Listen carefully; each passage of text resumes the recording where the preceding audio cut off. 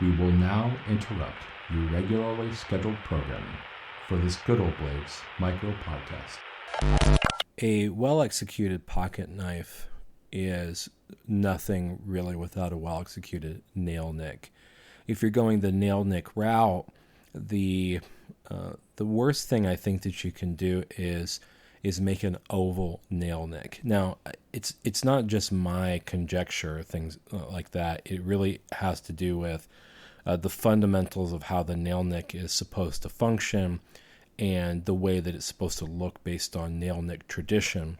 Now, whether you are cutting in your nail nick with a punch or fly cutting it or using like a right hand angle mill cutter, or whether you're using a stone or a drill point thinner, there are nuances to the way that you cut your nail nick in that really make it easy or difficult, and whether it's executed well or not. I'm going to focus primarily on nail nicks that utilize stones because that's probably what I'm most comfortable with. Reason why I focus on stones is because I think that's the area where I think it has the most versatility, because let's face it, if you grind your bevels and you work out your swedges and everything, if you have them, and then you want to put a nail nick in, the easiest way, obviously, is after the fact. So after it's heat treated, after you've done your beveling and swedging or whatever you're going to do, and then you place your nail nick, because you can realistically put it in the perfect spot. But the problem that a lot of makers face is the process in which they put their nail nicks in and how they're utilizing their stone to do everything with the nail nick. So I'm going to kind of go into that. Something that you have to understand about nail nicks and stones is that it's all about geometry, and it's all about grit fracture. All right. The geometry I'm talking about is how deep of a cut your abrasive wheel gets, depending on the circumference of the stone itself and also the thickness. All right. So those play a fairly large role, because if you're using a 1-inch stone for instance, or a 1 1/4, cutting a 45-degree angle in that stone or dressing one is going to result in a deeper, longer nail nick than if you were to use a narrow stone with the same 45-degree.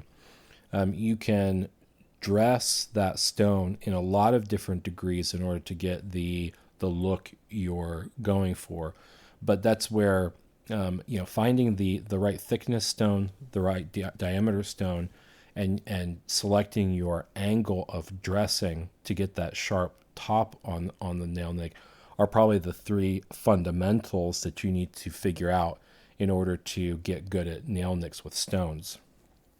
Now, not all abrasive wheels or abrasive cutting wheels, regardless of whether you're using an angle grinder stone or a bench top grinder stone or whatever, are not all created equal, and they all have different characteristics for the abrasive, and that will determine somewhat how you're actually using it when you're grinding your nail nicks out.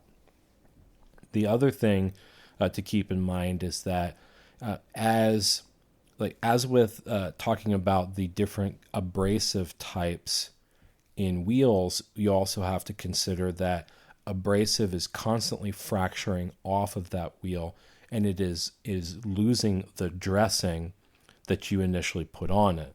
So you will oftentimes have to redress your stone after you cut your nail nick to get your final finish on the nick itself. All right. So I'll go over my process.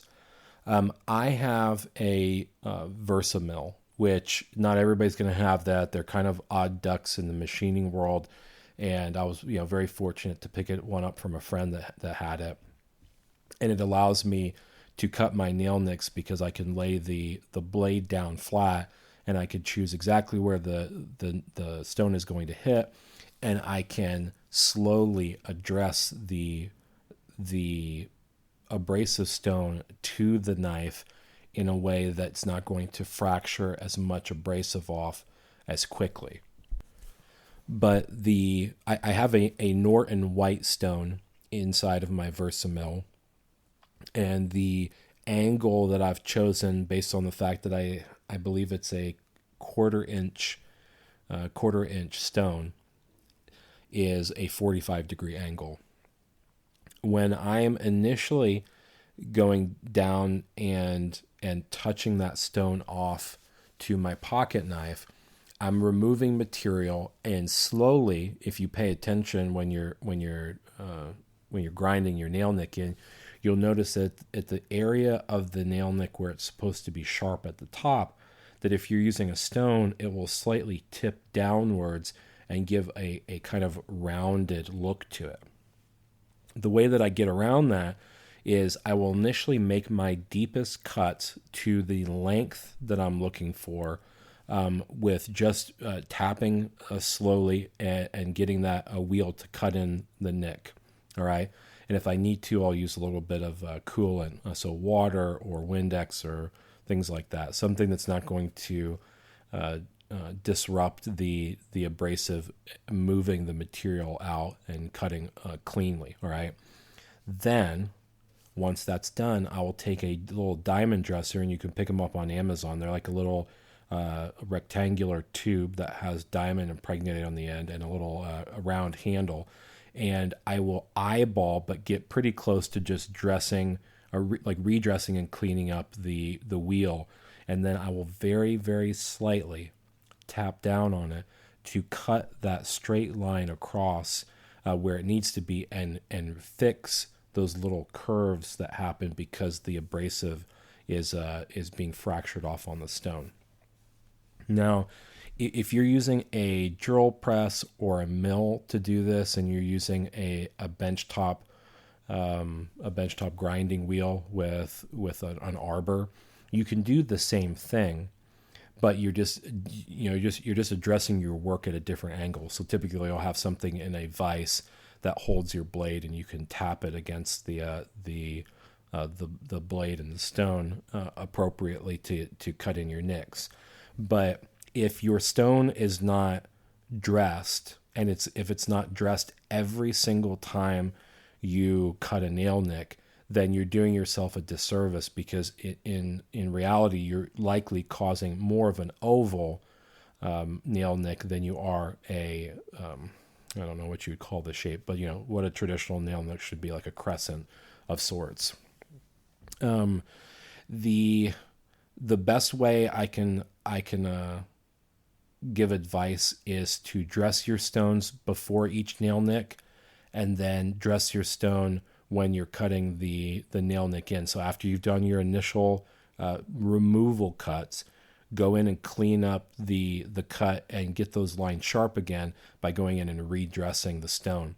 It's the same kind of concept that comes from using a surface grinder and a stone on that, because when you're making cuts, the face side of your wheel that is touching the work first when it's removing on each pass will wear away quicker than if you are it'll just wear away quicker.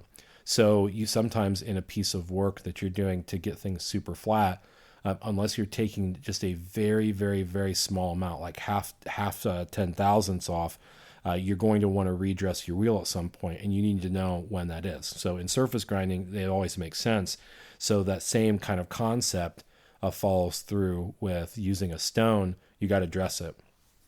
It's a little bit easier when you're using a drill point thinner, because the dresser is already on the machine usually. But what you need to do is always make sure you're redressing. It's okay to redress a stone and then recut your work, as long as both are in a static position where they're not moving around. Otherwise, you're going to botch it.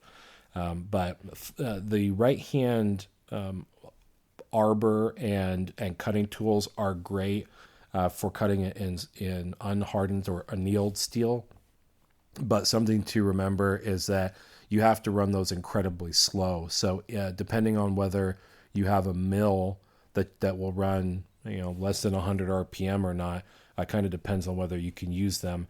And the right hand angle grinders or cutters are actually kind of expensive. So if you can find them resharpened on eBay, maybe you can find them for $60, $80, $100.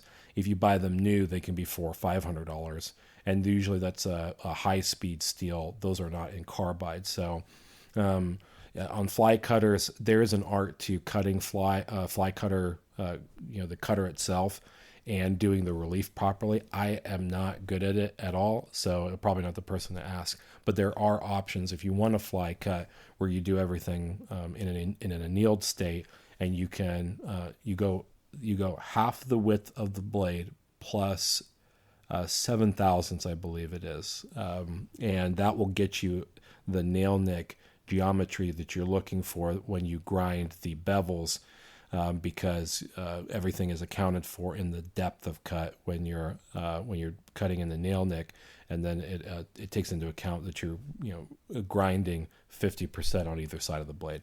So I hope that helps.